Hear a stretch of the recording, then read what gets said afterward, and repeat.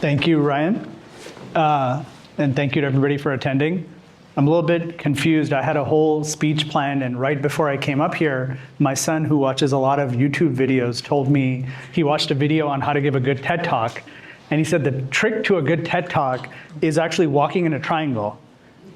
But this is a circle, so now I'm very confused.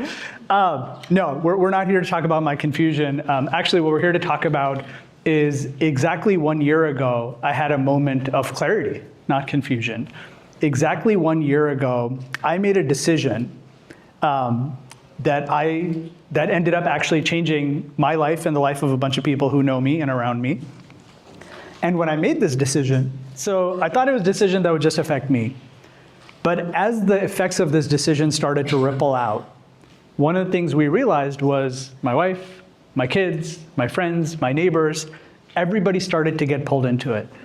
In fact, it wouldn't be a stretch to say that every single person I had interacted with in my adult life actually got ensnared into this decision. Former coworkers, college roommates, random people who knew me superficially. So what was this decision I made that actually pulled so many people into its sphere of influence? The decision was I decided to run for city council in Los Altos. For those of you who don't know, Los Altos is a tiny little city about 30 minutes from here on the peninsula. And running for city council is basically being put in a group that decides the fate of the city on a variety of topics. So city council is responsible for everything from fixing potholes to working with school districts, to deciding whether you want to have a more vibrant downtown, to figuring out whether you should have your own fire agency or partner with the county. So there's a lot of breadth to the role. And this is what I decided to do. And if you don't know Los Altos, it's known for 3 very simple things. 1, apricot orchards. 2, its elderly resident population. And 3, a strong desire to never, ever change any little thing in the city. Me, personally, is the complete opposite of that. I didn't grow up in Los Altos. Unlike many of the residents, I hadn't lived there for decades. In fact, I wasn't even born and raised in this country. And I had a pretty chaotic transition to this country as an immigrant. I also don't even like apricots. And so I was the furthest thing to your average Los Altos resident and voter that you could imagine. So given that dichotomy, why would I think I had any chance of winning a seat on the council and ultimately being on the council and being mayor of the city? A few different things. While I may have not had a strong political background, as you heard from Ryan, I did have a strong background as a professional, as a tech worker, as a product builder, and as a thinker. And I decided to leverage those skills that I had, and that's something I really want everybody in this audience to remember, is you all have certain gifts and blessings and skills to run a campaign successfully. So what did I do? One of the things for those of us who work in tech know is how to take an idea and raise funding around it. So I actually raised the most funding in the history of the city, $80,000. Second is, when you're building products, you have to hire an amazing team and convince people of your mission and your charter and your story. So I did that. I went and found media consultants. I went and found people who had worked on other successful campaigns in the Bay Area. And I assembled an amazing team to actually go win the campaign. And then through that team, I actually got connected with almost every elected policymaker, legislature, and politician in the Bay Area, across California, all the way to Sacramento. There was not a politician who has an influence on your life that I was not able to meet. Congressmen, senators, etc. And I pulled all these people together and I picked their brains and said, I'm a political unknown. I don't have any strong track record here, but I really care about my city and I have a vision for policy changes.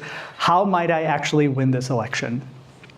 And to a man and woman, they all told me there was one really, really important but simple ingredient to winning. It's not how much money you raise. It's not how well you understand the policy issues. It's not even how well you present in public. What it all comes down to is, can you clearly and succinctly answer one question that you will be asked again and again and again throughout the campaign, which is why? Why are you running? You're going to get this question from so many different people in so many different contexts, and you're going to have an amazing answer every single time. Now you're all waiting. What is he going to say? What is his why? And it's not an easy question to answer, because the reality is you might knock on somebody's door and say, hey, I'm running for mayor. I want to talk to you about getting your vote. And they might invite you into their house and in a one-on-one setting say, why should I vote for you? Why are you running? You might meet a dozen people who represent a particular constituency and care about a very niche issue, and they'll ask you, why should we vote for you? They might care about climate action. They might care about bicycle safety. They might care about affordable housing. You might end up on a Zoom call with 20,000 residents all asking, why are you running? So in all these scenarios, you need to come up with a really compelling answer and get people's buy-in. How do you actually do that? The thing I found that worked really well was taking your own personal, private experience and making that public in a way that resonated with people. For me personally, what that looked like was, one, I didn't grow up in this country. And the advantage that gave me was I understood what it was like to move to the city, to find a home in the city, to try to build a community in the city, to try to find your niche and stride in the city as an outsider. And I shared that experience with a lot of people. And what I heard again and again is the majority of the city was actually changing and transitioning. There was more younger families moving in. There was more people who weren't from the neighborhood, and they were feeling the same change management that I had dealt with. And it resonated with them. In fact, like me, they all agreed that wouldn't it be amazing and wouldn't it be easier if these things were just simpler for a lot of people to do? The act of buying a house, the act of getting a solar panel, the act of getting a stop sign installed on your street, things like that. And so that was my answer to the why I was running. But there's a lot of things sort of standing in your way when you're running for political office.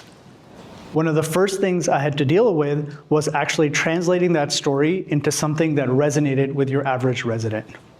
And some of the ways we did that was using that money that I had talked about, where I raised $80,000 for the city, and actually making sure the message got out to your average resident.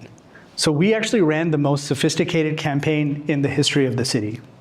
Some of the things we did were digital advertising, mailer ads targeted. I mentioned earlier, my son watches a lot of YouTube. We actually ran YouTube ads. So you might be living in the city and watching your YouTube channel, and all of a sudden an ad pops up for Bashir for Los Altos. Hyper-targeted, hyper-personalized, trying to get the word out. And with that, I was able to come up with sort of personally resonant experiences that tied to sort of the experience that other people were having. For example, I mentioned earlier, as somebody who had moved to the city, it's hard to find housing, whether you're renting or buying. And that was an experience I had personally. As I talked to other people who had transitioned to the city, school teachers, firefighters, police officers, they also shared that they had struggled with that. And one of the things the city had struggled with overall was, how do you actually build more housing and build more affordable housing? And when you can connect the dots for people and say things like, hey, look, if we build more multifamily housing and we build more starter units and we have a higher percentage of affordable housing, that's not a generic policy stance. That actually allows your local school teacher to save herself a 50-mile commute from Gilroy. That actually allows a firefighter to live in the city that they serve, which improves the quality of service for everybody. And these types of things actually resonated with people. And this type of storytelling and conversion into policy is what actually gets people to vote, and to vote in large numbers. And the reason I'm sharing this with you is two things. One is, you've all had challenges and struggles in your life. And if you've struggled with anything and have to tackle a challenge and overcome it, the reality is you know how to solve it. And the other reality is there's probably somebody in your community who is struggling with the same thing, but doesn't know how to solve it. And so when you're in that place of privilege and you've accomplished something, you really almost have an obligation to help out your fellow community members. Because if you've solved it for yourself, you're the best person to figure out how to solve it for the others who are dealing with it as well. And so with this amazing fundraising we did, with all the endorsements we gathered, with sort of the really sophisticated digital campaign we ran, we were able to take me, a relative unknown tech worker dad who had no political footprint, and turn it into the most talked about campaign in the history of the city. And with all that momentum, you might think, okay, well, it must have ended in a spectacular win, but actually it didn't. I ended up losing the race by 1%. It was about 500 votes. And one person shared this with me, and I haven't been able to unsee it since then, which is they said, you lost by a Costco parking lot. And sometimes I'll go into a Costco. I actually passed one on the way here on Auto Mall, and you see about 500 cars in there, and you think if just that number of people had voted differently or had come out to vote instead of staying home, it's the difference between winning and losing. And so if you think about it in that binary way, as simple as winning and losing, then absolutely I did lose the election. But there's a better way to think about it. And in the last year since I started that campaign, I've had a lot of time to reflect, and a lot of people have helped me with that reflection. And what I realized is when I'm out and about in the city, I might be in the library, I might be dropping off the kids to school, I might be at the one boba place we have in downtown. Somebody will inevitably come up to me and say, you're the guy. You're the guy who ran, who had no political experience. And I'll say, yes, that was me. And they'll say, you know what? You actually really inspired my family. I voted for you, my spouse voted for you, I convinced my neighbor to vote for you. Inevitably, you hear a story about how you actually engaged and activated people. And then they'll go a step further.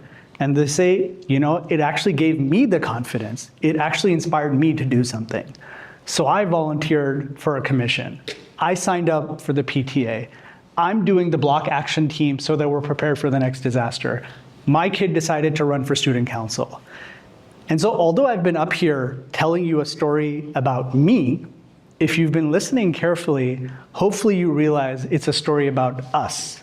And when you think about it as us and not I, you really set yourself up with an opportunity to do something that affects everybody in your community. So thank you for listening.